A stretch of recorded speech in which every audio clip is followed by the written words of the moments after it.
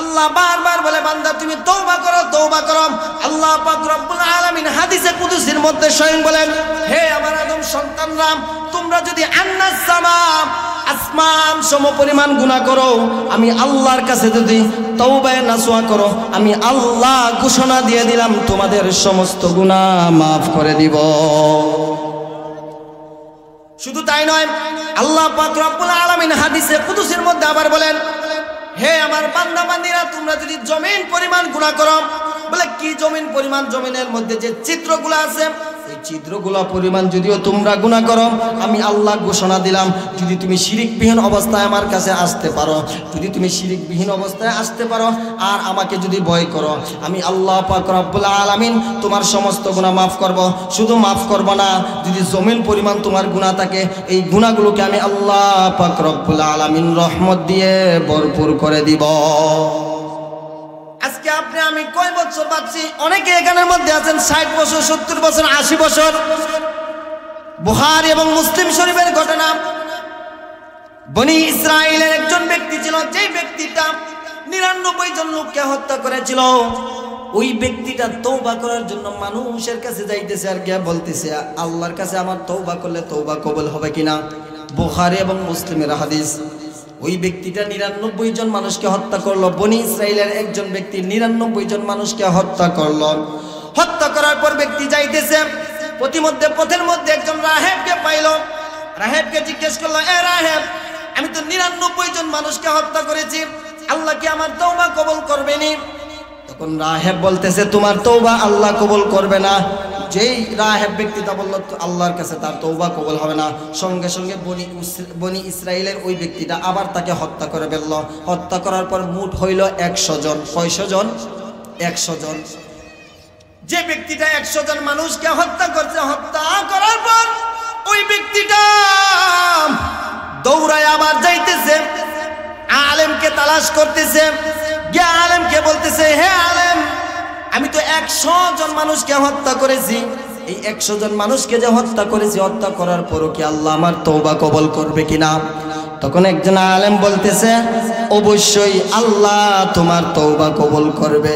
তখন ওই আলেমটা বলতেছে, তুমি ওই বস্তির মধ্যে যাও, ওই বস্তির মধ্যে গিয়ে দেখো এমন কিছু লোক আছে যে সমস্ত লোকেরা আল্লাহর ইবাদতে মশগুল।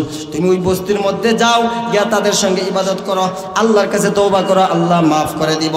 কিন্তু বনি ইসরাইলের লোকটা এই বস্তির মধ্যে যাইতে পারলো না। বস্তির মধ্যে যাওয়ার আগে সে মৃত্যুবরণ করলো।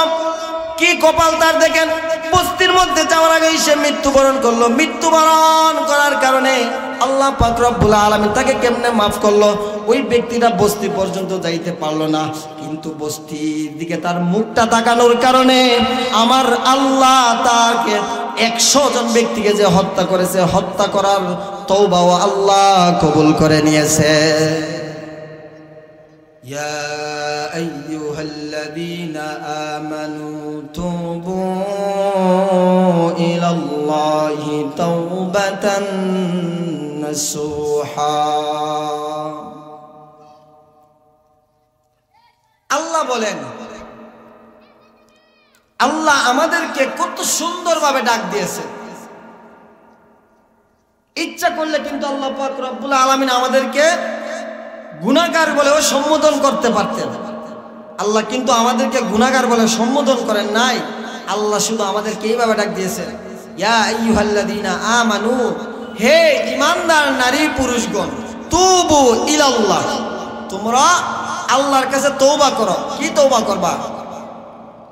সত্যিকারের তওবা। মুফাসসিরে কেরাম বলেন, তওবায়ে নাসুহা হচ্ছে এমন একটা তওবা, যেই তওবাটা মানুষ যদি খালেস নিয়তে এই তওবাটা আল্লাহর কাছে করে, আল্লাহ পাক রব্বুল আলামিন বলেন আমি তার অতীতের সমস্ত গুনাহ মাফ করে দিব। যদি ওই ব্যক্তিরা খালেস নিয়তে নির্ভেজাল ভাবে তওবা করে, আমি আল্লাহ পাক রব্বুল আলামিন মাফ করে দিব। তবে 2টা গুনাহ মাফ হবে না। কয়টা গুনাহ? এর মধ্যে একটা হচ্ছে শিরিক। আমরা শিরিক যে গুনাহ, এটা কিন্তু আমরা অনেকেই জানিও, আবার আমরা অনেকে গুনাহ করে ফেলি, আবার অনেকে যে আমরা গুনাহ করি, গুনাহ করার পরে জিনিসটা আমরা বুঝতে পারি না। এজন্যই আল্লাহ পাক রব্বুল আলামিন আমাদেরকে বারবার বলেন, ইয়া আইয়ুহাল্লাযীনা আমানু তুবু ইলাল্লাহি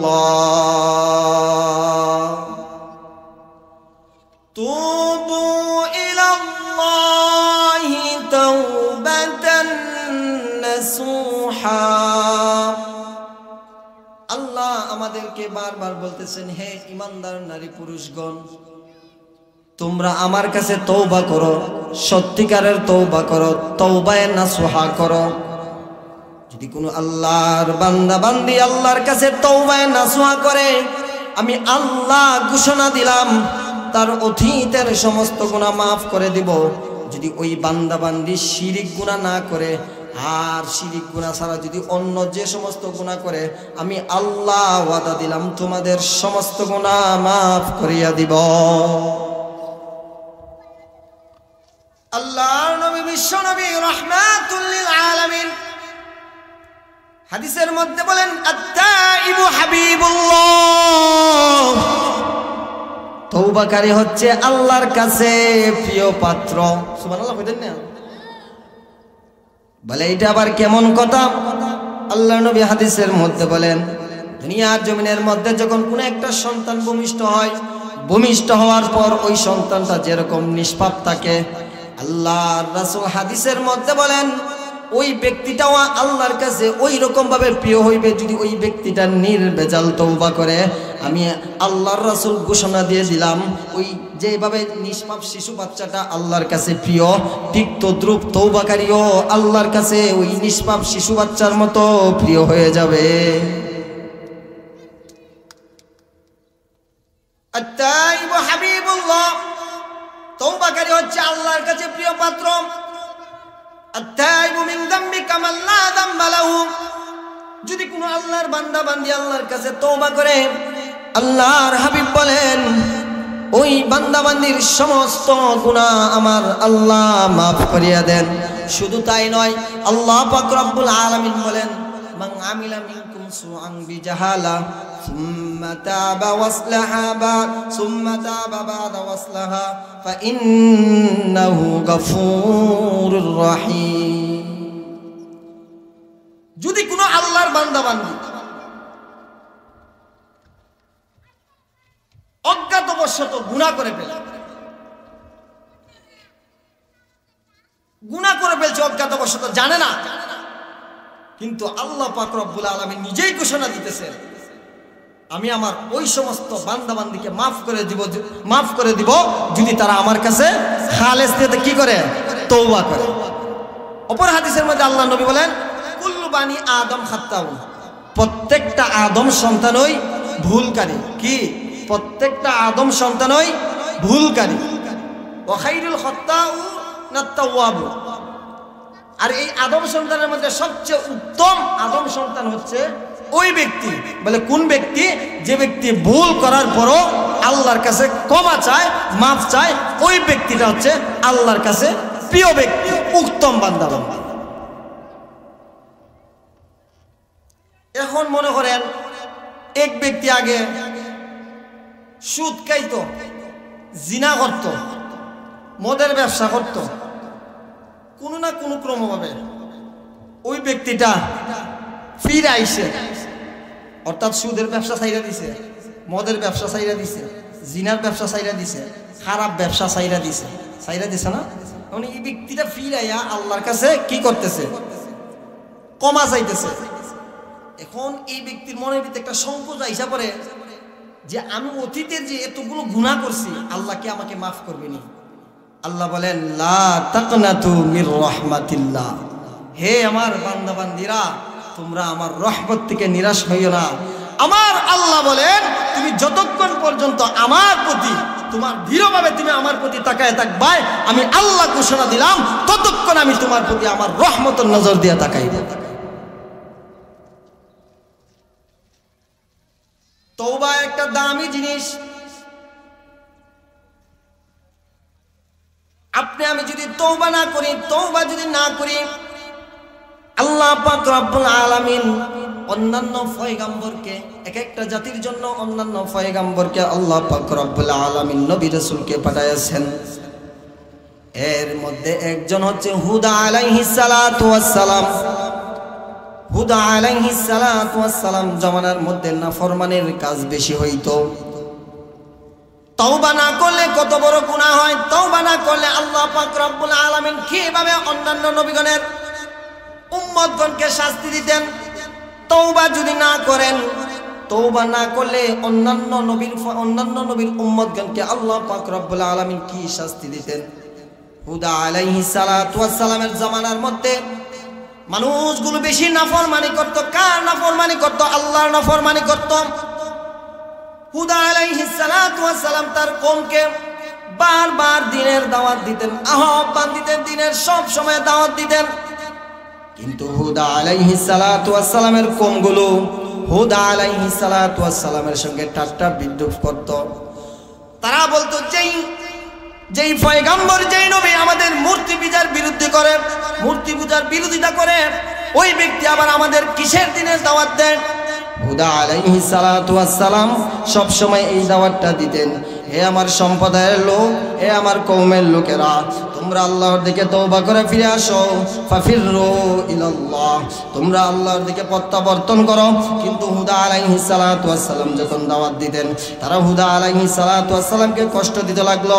একদিন আল্লাহ পাক রব্বুল আলামিন জানায় দিলেন, হে আমার নবী হুদ, তুমি চিন্তা করো না, তুমি তাদেরকে দাওয়াত দিছো কিন্তু তারা তোমার দাওয়াত গ্রহণ করে নাই।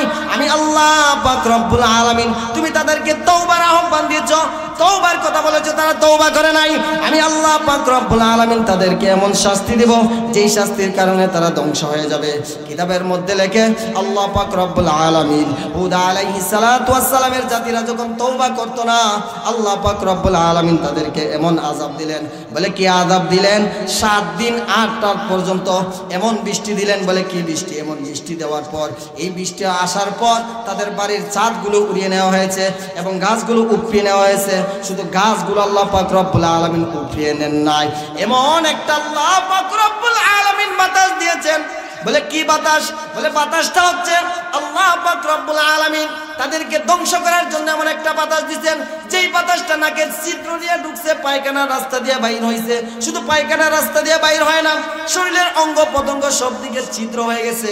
অর্থাৎ আল্লাহ পাক রব্বুল আলামিনের উদ্দেশ্য হচ্ছে তাদেরকে ধ্বংস করার জন্য। কারণ যেই পয়গম্বর হুদা আলাইহিস সালাতু ওয়াস সালাম তাদেরকে তওবার আহ্বান করতেন, তওবার দাওয়াত দিতেন, কিন্তু তারা তওবা গ্রহণ করত না। হুদা আলাইহিস সালাতু ওয়াস সালামকে কষ্ট দিত। হুদা আলাইহিস সালাতু ওয়াস সালামকে কষ্ট দেওয়ার কারণে আল্লাহ পাক রব্বুল আলামিন সহ্য করলেন না, সহ্য না করে তাদেরকে আযাব দিয়ে ধ্বংস করে দিলেন। তাহলে বুঝতে হবে আমাদের, যদি আপনি আমি তওবা করি, তওবা করলে আমাদের কতটুকু ফায়দা। কিন্তু আজকে আপনি আমি তওবা করি না। আল্লাহ বারবার বলে, বান্দা তুমি তওবা করো, তওবা করো।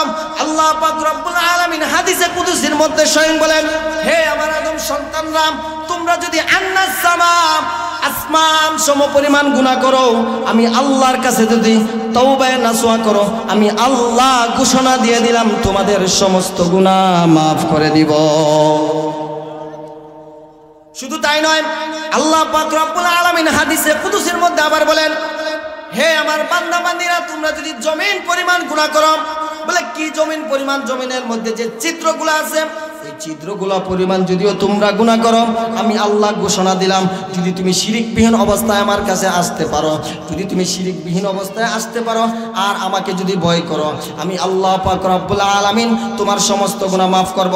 শুধু মাফ করব না, যদি জমিন পরিমাণ তোমার গুনাহ থাকে, এই গুনাহগুলোকে আমি আল্লাহ পাক রব্বুল আলামিন রহমত দিয়ে ভরপুর করে দিব। আজকে আপনি আমি কয় বছর বাঁচছি? অনেকে এখানের মধ্যে আছেন 60 বছর, 70 বছর, 80 বছর। বুখারী এবং মুসলিম শরীফের ঘটনা, বনি ইসরাইলের একজন ব্যক্তি ছিল, যেই ব্যক্তিটা 99 জন লোককে হত্যা করেছিল। ওই ব্যক্তিটা তওবা করার জন্য মানুষের কাছে যাইতেছে আর গিয়ে বলতেছে, আল্লাহর কাছে আমার তওবা করলে তওবা কবুল হবে কিনা। বুখারী এবং মুসলিমের হাদিস।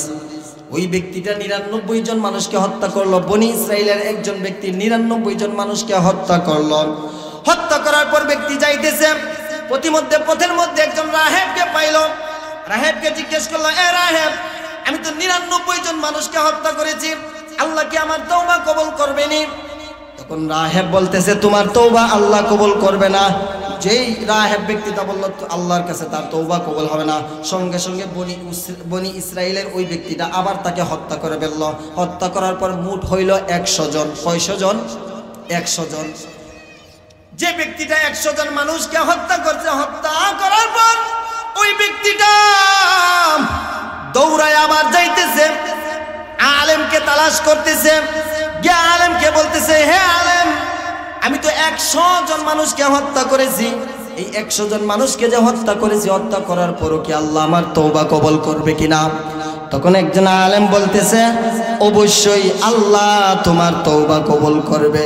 তখন ওই আলেমটা বলতেছে তুমি ওই বস্তির মধ্যে যাও, ওই বস্তির মধ্যে গিয়ে দেখো এমন কিছু লোক আছে যে সমস্ত লোকেরা আল্লাহর ইবাদতে মশগুল, তুমি ওই বস্তির মধ্যে যাও, গিয়ে তাদের সঙ্গে ইবাদত করো, আল্লাহর কাছে তওবা করো, আল্লাহ মাফ করে দিব। কিন্তু বনি ইসরাইলের লোকটা এই বস্তির মধ্যে যাইতে পারলো না। বস্তির মধ্যে যাওয়ার আগে সে মৃত্যুবরণ করলো। কি কপাল তার দেখেন, বস্তির মধ্যে যাওয়ার আগে সে মৃত্যুবরণ করলো। মৃত্যুবরণ করার কারণে আল্লাহ পাক রব্বুল আলামিন তাকে কেমনে মাফ করলো? ওই ব্যক্তিটা বস্তি পর্যন্ত যাইতে পারলো না, কিন্তু বস্তির দিকে তার মুখটা তাকানোর কারণে আমার আল্লাহ তাকে 100 জন ব্যক্তিকে যে হত্যা করেছে, হত্যা করার তওবাও আল্লাহ কবুল করে নিয়েছে। আপনি আমি তো 100 জন ব্যক্তিকে হত্যা করি নাই, আপনি আমি তো কারো ক্ষতি করি নাই, কিন্তু আল্লাহ পাক রব্বুল আলামিন বলেন বান্দা তুমি যদি আমার কাছে সত্যিকারের তওবা করো, আমি আল্লাহ তোমার তওবা কবুল করব। আল্লাহ কিন্তু আমাদেরকে যত বেশি ভালোবাসেন, আল্লাহর মায়া যত বেশি, আল্লাহর আযাব আর গজব তত বেশি। আল্লাহর নবী বিশ্ব নবী রাহমাতুল লিল আলামিন হাদিসের মধ্যে জানায় দেয় উম্মত তুমি যদি আল্লাহর কাছে প্রিয় পাত্র হইতে চাও, আত্তাইবু হাবিবুল্লাহ আত্তাইবু মিন যামবি কামাল্লা যামবা লাহু, তুমি যদি আল্লাহর কাছে প্রিয় পাত্র হইতে চাও, তুমি আল্লাহর কাছে নির্ভেজাল তওবা করো, খালেস নিয়তে তওবা করো, আমার আল্লাহর কাছে তুমি প্রিয় পাত্র হইতে পারবা। মুসা আলাইহিস সালাতু ওয়াস সালামের জামানার মধ্যে বৃষ্টি হচ্ছিল না, মানুষগুলো বৃষ্টি না হওয়ার কারণে মানুষগুলো হতভম্বের মধ্যে পড়ে গেল।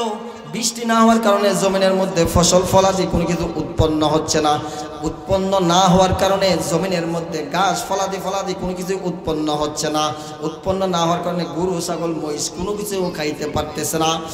একবার মুসা আলাইহিস সালাতু ওয়াস সালামের কাছে কওমের লোকেরা গিয়া বলল, ওগো আল্লাহর পয়গম্বর,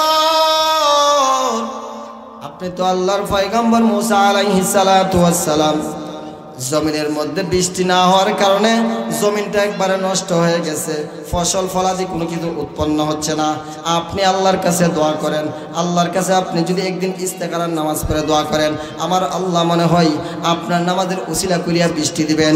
যখন মুসা আলাইহিস সালাতু ওয়াস সালাম বললেন, ও জমানার মানুষেরা তোমরা ওই দিন আইসো, আসলে আমি তোমাদেরকে নিয়ে ইস্তেখারার নামাজ পড়ে আল্লাহর কাছে দোয়া করব। মুসা আলাইহিস সালাতু ওয়াস সালাম যখন ওই দিন মুসল্লিয়ানে কেরামদেরকে দোয়া করলেন, দোয়া করার পর বৃষ্টি আসার কথা, কিন্তু আল্লাহ পাক রব্বুল আলামিন বৃষ্টির পরিবর্তে রৌদ্রকে আরো তীব্রভাবে উঠায় দিলেন। মুসা আলাইহিস সালাতু ওয়াস সালাম জিজ্ঞেস করলেন, ওগো আল্লাহ, আমরা তো তোমার কাছে চেয়েছি বৃষ্টি, কিন্তু বৃষ্টির পরিবর্তে তুমি আমাদেরকে রৌদ্র কেন আরো তীব্রভাবে উঠায় দিলাই? তখন আল্লাহ পাক রব্বুল আলামিন বললেন, হে মুসা, এই মজলিসের মধ্যে এমন একজন ব্যক্তি আছে যেই ব্যক্তিটা 40 বছর পর্যন্ত আমার নাফরমানি করেছে, আর ওই ব্যক্তি যতক্ষণ পর্যন্ত ওই মজলিসের মধ্যে থাকবে আমি আল্লাহ ততক্ষণ পর্যন্ত বৃষ্টি দিব। মুসা আলাইহিস সালাতু ওয়াস সালাম উপস্থিত মুসল্লিয়ানে কেরামকে জিজ্ঞেস করলেন, হে মুসল্লিয়ানে কেরাম, এই মজলিসের মধ্যে কে আছে এমন যে 40 বছর পর্যন্ত আল্লাহ পাক রব্বুল আলামিনের নাফরমানি করেছো? যখন মুসা আলাইহিস সালাতু ওয়াস সালাম ঘোষণাটা দিলেন, ঘোষণাটা দেওয়ার পর যেই ব্যক্তিরা 40 বছর পর্যন্ত আল্লাহ পাক রব্বুল আলামিনের নাফরমানি করেছে, নাফরমানি করার পর যেই ব্যক্তিরা 40 বছর আল্লাহ পাক রব্বুল আলামিনের নাফরমানি করেছে, যখন ওই ব্যক্তির কানের ভিতরে এই আওয়াজটা গেল, যাওয়ার পর ওই ব্যক্তি চিন্তা করতে লাগলো, একবার ডানে তাকায় একবার বামে তাকায়, একবার সামনে তাকায়, একবার পিছনে তাকায়, আর ভাবতেছে আমি যদি এই মজলিস থেকে বাইর হই তাহলে মানুষ আমাকে হাসি ঠাট্টা বিদ্রুপ করতে থাকবে। তখন ওই ব্যক্তিটা আল্লাহ পাক রব্বুল আলামিনের কাছে বলতেছে, ও দয়ার মালিক, তোমার নাম রহমান, তোমার নাম রহিম, তোমার রহমান রহিম নামের উসিলা করি আল্লাহ তুমি আমাকে মাফ করে দাও। যেই ব্যক্তিরা 40 বছর পর্যন্ত রব্বে কারিমের নাফরমানি করেছে, ওই ব্যক্তিটা ওই মজলিসের ভিতরে তাকায়া আল্লাহর কাছে নির্বেজাল তওবা করেছে, আমার আল্লাহ সঙ্গে সঙ্গে তার তওবা কবুল করেছেন। শুধু তওবা কবুল করেন নাই, আমার আল্লাহ সঙ্গে সঙ্গে জমিনের মধ্যে বৃষ্টি দিয়ে দিলেন।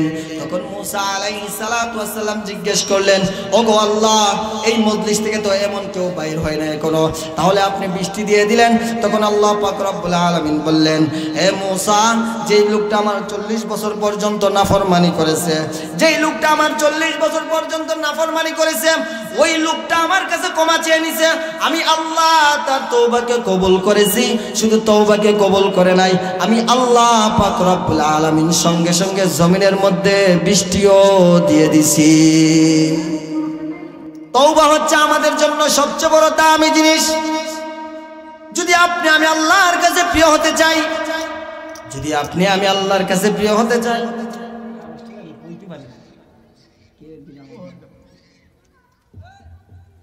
যদি আপনি আমি আল্লাহর কাছে প্রিয় পাত্র হতে চাই, যদি রাসূলের কাছে প্রিয় পাত্র হতে চাই, তাহলে আমাদেরকে তওবা করতে হবে। তওবা করলে আমাদের লাভ না লস? চিৎকার মেলে বলেন, তওবা করলে আমাদের লাভ না লস? হ্যাঁ, তাহলে আপনি আমি সব সময় যদি তওবা করি আমাদের কোনো লস হবে না। কিন্তু আজকে আপনি এখান থেকে বয়ান শোনার পর গিয়া মাগরিবের নামাজের পর তওবা করলেন, তওবা করার পর আবার যদি আপনি গুনাহের কাজের মধ্যে দাবিত হয়ে যান, তাহলে এই তওবার কোনো দাম নাই। আল্লাহ বলছেন, যদি নির্বেজাল খালেস তওবা করো, আসমান জমিন সারা পৃথিবীর সমপরিমাণ যদিও তোমার গুনাহ হয়, তুমি যদি তওবায়ে নাসুহা করো, আমি আল্লাহ ঘোষণা দিয়ে দিলাম তোমার সমস্ত গুনাহ মাফ করে দিব। শুধু মাফ করব না, সবগুলো রহমত দিয়ে ভরপুর করে দিব।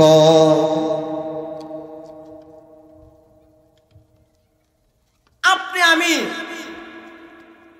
বনি ইসরাইল তো 100 জন মানুষকে হত্যা করছে, তারপরে সে আল্লাহর কাছ থেকে ক্ষমা চেয়ে নিয়ে আসছে।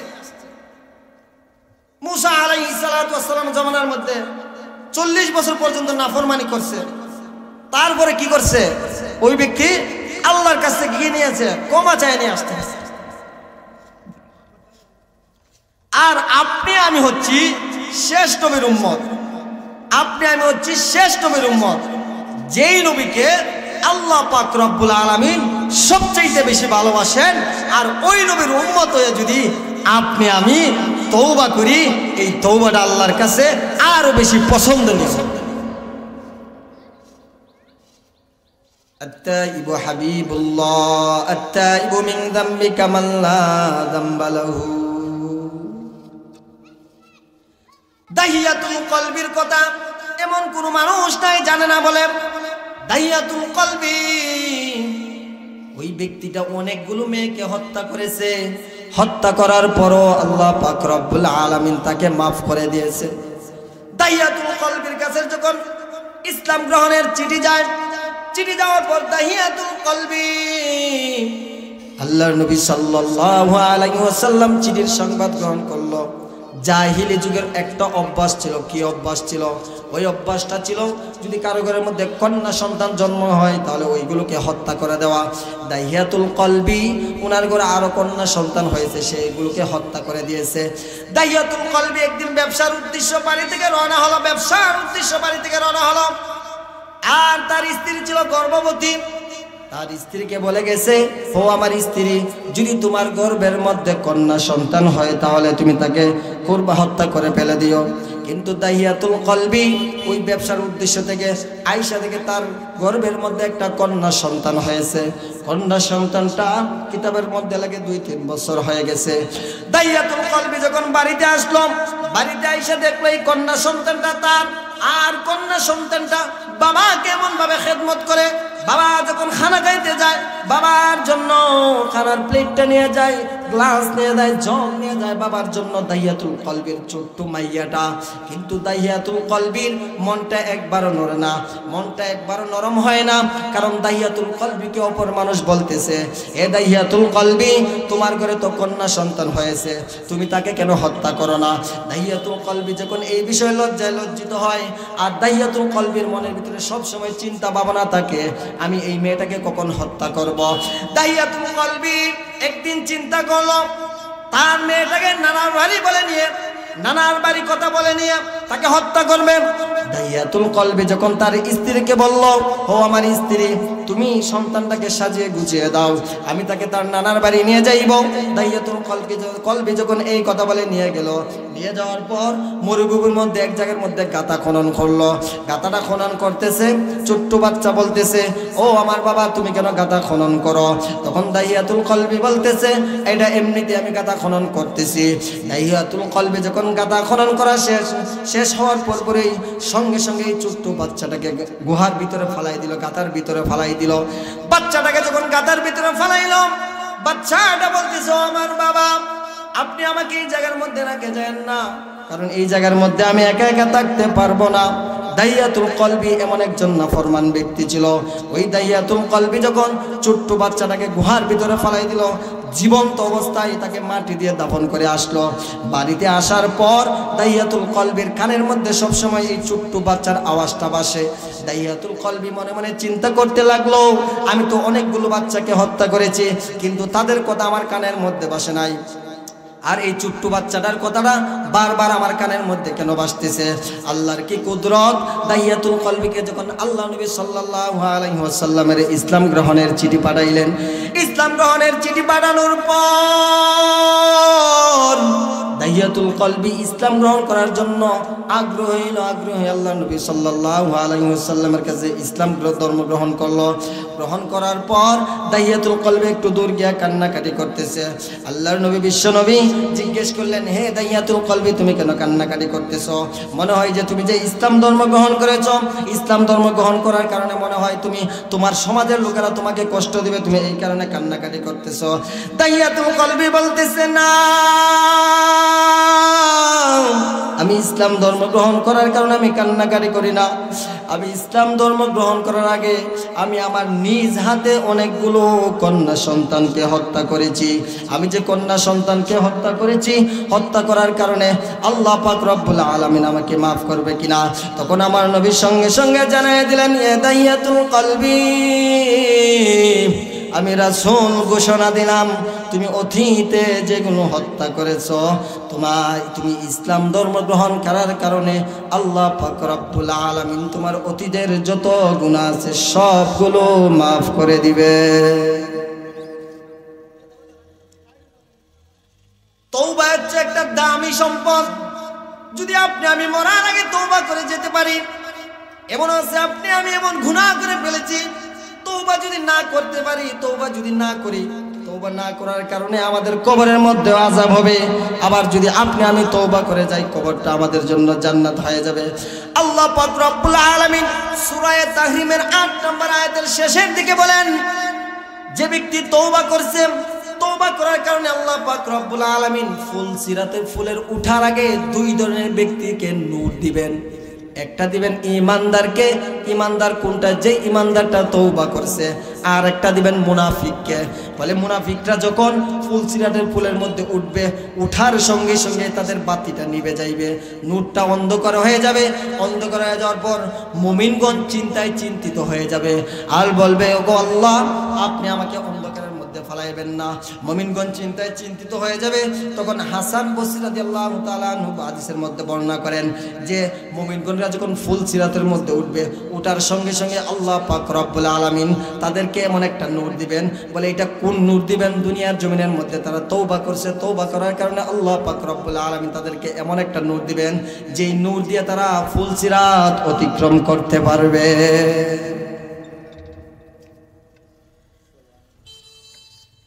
আপনি আমি যদি আল্লাহর কাছে তওবা করতে পারি, খালেস নিয়তে যদি তওবা করতে পারি, ইখলাসের নিয়তে যদি তওবা করতে পারি, তওবা করার কারণে আপনি আমি আল্লাহর কাছে দামি হয়ে যাব। কিন্তু যদি আপনি আমি তওবা না করি আল্লাহর কাছে দামি হইতে পারবো না। এই জন্যই আমাদের প্রত্যেকের উচিত আপনি আমি আল্লাহর কাছে দামি হইতে গেলে আল্লাহর কাছে সবসময় খালেস তওবা করতে হবে, নির্ভেজাল করতে হবে, নির্ভেজালভাবে আল্লাহর কাছে তওবা করতে হবে। যদি আপনি আমি তওবা করি তাহলে মনে করবেন আল্লাহর কাছে আমরা প্রিয় পাত্র হইতে পারবো। আর প্রিয় পাত্র যদি হইতে পারি তাহলে মনে করবেন আপনি আমি সৌভাগ্যবান হয়ে গেলাম। ইনশাআল্লাহ তওবা করবে তো? হ্যাঁ, তওবা করবে তো? কারণ সামনে এমন একটা মাস আসতেছে রমজানুল মুবারক। আল্লাহ নবী সাল্লাল্লাহু আলাইহি সাল্লাম বলেন, রমজান মাস পাইয়া যে ব্যক্তি 3টা কাজ না করতে পারলো এর মতো হতভাগা উম্মত আর দরকার নাই। এর মধ্যে 1 নম্বরটা কি? 1 নম্বরটা হচ্ছে যে ব্যক্তি রমজান মাস পাইয়াও নিজের গুনাহটা মাফ না করাইতে পারলো এর মতো হতভাগা উম্মত আর দরকার নাই। তাহলে যেহেতু রমজান মাস আমাদের জন্য সামনে রমজান মাস, এই রমজান মাসে বেশি বেশি করে ইবাদত করবেন। আর এই রমজান মাসে ইবাদত করে সবসময় আল্লাহর কাছে কান্নাকাটি করবেন। আর কান্নাকাটি করে বলবেন, ও দয়ার মালিক, আসমানের মালিক, জমিনের মালিক আল্লাহ, আয় আল্লাহ তুমি তো জানো আর কেউ জানে না। আমি যে গুনাহগুলো করেছি একমাত্রই তুমি জানো আল্লাহ। আয় আল্লাহ গোপনে কত গুনাহ করেছি, প্রকাশ্যে কত গুনাহ করেছি। আয় আল্লাহ আমার গুনাহগুলোকে তুমি যেভাবে গোপন রেখেছো, তুমি যেভাবে গোপন রেখেছো আল্লাহ পাক রব্বুল আলামিন, তুমি আমাকে গোপনভাবে আমার গুনাহগুলোকে মাফ করে দিও। তাহলে আমাদের চিন্তা চেতনা একটাই থাকবে, চিন্তা ফিকির একটাই থাকবে। সামনে যেহেতু রমজানুল মুবারক মাসটা আসছে, ওই মাসের আগ থেকে আমরা তওবা করার প্রস্তুতি নিতে হবে কিনা? নিতে হবে তো? হ্যাঁ, প্রস্তুতি আছেন তো? তওবা দ্বারা মানুষ সবসময় উন্নতি হয়, মানুষ বেউন্নতি হয় না। তওবার দ্বারা আল্লাহ পাক রব্বুল আলামিন অতীতের কত মানুষকে সম্মানিত করেছেন। আবার তওবা না করার কারণে আল্লাহ পাক রব্বুল আলামিন অনেক মানুষকে কি করেছেন? ধ্বংস করেছেন। এই জন্যই আমাদের প্রত্যেকের উচিত এলাকার মা বোনেরা, যুবক ভাইয়েরা, বৃদ্ধ বাবারা, আনাচে কানাচে মা বোনেরা যারাই আছেন না কেন, মাইকের আওয়াজ যতটুকু যাইতেছে আমি আপনাদের কাছে বিনীতভাবে অনুরোধ করে বলি, আল্লাহ আপনাদের কাছে বিনীতভাবে অনুরোধ করে বলি, মাহফিল কমিটির পক্ষ থেকে বলি, আমার এলাকার মা ও বোনেরা, যুবক ভাইয়েরা, আপনি আমি কত গুনাহ করে ফেলছি। যদি আপনি আমি আল্লাহর কাছে, হাদিসে কুদসির মধ্যে আল্লাহ স্বয়ং নিজে বলেছেন, আন্না সামা, আসমান পরিমাণও যদি গুনাহ করো বান্দা আমি তারপরে মাফ করে দেব। শুধু আসমান না, জমিন পরিমাণও যদি তুমি গুনাহ করো থাকো তারপরে আল্লাহ মাফ করে দিবেন। তাহলে বিষয়টা চিন্তা করা দরকার, যেই আল্লাহ হাওয়া বাতাস খানা দানা সব কিছু আমরা বক্ষণ করতেছি, বক্ষণ করার পরও আমরা গুনাহ করতেছি, গুনাহ করার পরও আল্লাহ পাক রব্বুল আলামিন আমাদেরকে অফার দিচ্ছেন, বান্দা গুনাহ করছ তো করছ, সমস্যা নাই, তারপরে তুই আমার কাছে তওবা কর, আমি আল্লাহ ঘোষণা দিলাম তোকে মাফ করে দেব। পারবেন তো ইনশাআল্লাহ? এই জন্যই আমাদের প্রত্যেকের উচিত, একটা মানুষ যখন জিনার কাছ থেকে মদ, সুদ করে ব্যবসা করতো, মদের ব্যবসা করতো, গাঞ্জার ব্যবসা করতো, বিভিন্ন ব্যবসা করতো, ওই মানুষটা যখন ভালো পথের মধ্যে আসবে তখন আমরা তাকে নিয়ে হাসি ঠাট্টা বিদ্রুপ কোনো কিছু করব না, তাকে আমরা উৎসাহ দেব, অনুপ্রেরণা দেব, ভাই তুমি এই পথে আসছো আলহামদুলিল্লাহ ভালো। কিন্তু আজকাল সমাজের মধ্যে এমন কিছু মানুষ আছে, যখন ওই ব্যক্তিটা ভালো একটা পজিশনের মধ্যে আছে, ভালো একটা জায়গার মধ্যে চলে আসে, আসার পর কিছু মানুষ বলে, এ তো আগে সুদ করে ব্যবসা করতো, মদ করে ব্যবসা, মদের ব্যবসা করতো, গাঞ্জার ব্যবসা করতো, বেডি বাজে করতো, এই করতো সেই করতো। সমাজের কিছু নষ্ট কুলাঙ্গার আছে, এটাকে বলা হয় নষ্ট কুলাঙ্গার। ভালো মানুষকে কোনোদিন ভালো হওয়ার উপায়ও কুতুম দেয় না। এজন্যই আমাদের প্রত্যেকের উচিত, একটা মানুষ যখন ভালোর দিকে আসবে, একটা মানুষ যখন ভালোর দিকে আসবে আমরা তাকে উৎসাহ দিতে হবে, অনুপ্রেরণা দিতে হবে, তাদেরকে আরো ভালো দিকে কিভাবে নিয়ে আসতে পারি এই চিন্তা ভাবনা চেতনা থাকতে হবে। কিন্তু আজকাল মানুষ তাদেরকে কিভাবে নষ্টামের পথ দেখাইতে পারি, কিভাবে খারাপ পথ দেখাইতে পারি, এইভাবে চিন্তা চেতনা থাকে। 1 নম্বর কি বলছিলাম, যদি শিরিকবিহীন অবস্থায় আল্লাহর কাছে যাইতে পারেন আল্লাহ মাফ করবেন। শিরিক গুণ আমরা ওহরে অনাচারে সবসময় করতে থাকি। বলে হুজুর এটা কেমন কথা, মাজারে যাওয়ান বালা কথা, মাজার যাওয়ান বালা কথা, মাজার জিয়ারত করাও সুন্নত, গিয়া ফিসাবের ফায়ারের সেজদা দেওয়া কিতা না কইনা দেখি, ফিসাবের ফায়ারের মধ্যে সেজদা দেওয়া কিতা শিরিক শিরিক কোন না এটা শিরিক, এটা কিটা শিরিক। শিরিক সেজদা কার জন্য হবে? হ্যাঁ, সেজদা আল্লাহর জন্য হবে না। কিন্তু আজকাল সমাজের কিছু মানুষ আসলে তারা তো মূর্খ মানুষ, তারা তো একটা জিনিস যাচাই বাছাই করতে পারে না। তারা হইলো অতীতে তাদের বাপ দাদা যেদিকে গেছে তারা ওই দিকের মধ্যে পথ অনুসরণ করতে থাকে। কিন্তু আজকাল আপনার আমার সমাজের কিছু মা বোনেরা, যুবক ভাইয়েরা, এমনও ভাইয়েরা আছে, বৃদ্ধ বাবারা আছে, মাজারে গিয়ে অমুক পীরে তমুক পীরে সেজদাই করে। আরে পীর তো এমন পীর হওয়া দরকার। মানুষ আজকাল এমন পীরও মানে যেই পীরের দাড়ি নাই, যেই পীর পাঁচ ওয়াক্ত নামাজ পড়ে না, যেই পীর রোজা রাখে না, যেই পীর বদমাশির মধ্যে থাকে, যেই পীর পর্দা করে না, যেই পীরের 70 টাকা নাই, ওই সমস্ত পীরকে মানুষ কিভাবে মানে? আজকাল তো ডিজিটাল যুগ, আপডেট যুগ। যাচাই বাছাই করে একজন পীরকে মানেন। পীর মানা ভালো, এমন একজন মানুষকে মানবেন যেই মানুষটার দিকে তাকাইলে খালি তাকানোর মন চায়, আর যেই মানুষটার দিকে তাকাইলে মুখ মেরে দেওয়া যায়, এমন মানুষকে পীর মাইনেন না। এমনও পীর আছে ল্যাংটা জোড়া আছে না, এমনও পীর আছে, এটা বলে হিসাব। পীর হইতে হলে কিছু কিছু শর্ত আছে, এর মধ্যে একটা শর্ত যেমন ফরজ, পর্দা করা ফরজ না, 70 টাকা পুরুষের ফরজ না, দিয়ে 70 টাকা না। পীর হওয়ার জন্য কিছু জিনিস আবশ্যক, এর মধ্যে ফরজ। এর মধ্যে কি ফরজ? যে ফরজটা ওই হিসাব মানতে পারে, আবার এটা কোন ধরনের হিসাব। কিন্তু আজকাল আপনার আমার সমাজের কিছু মা বোনেরা, বৃদ্ধ বাবারা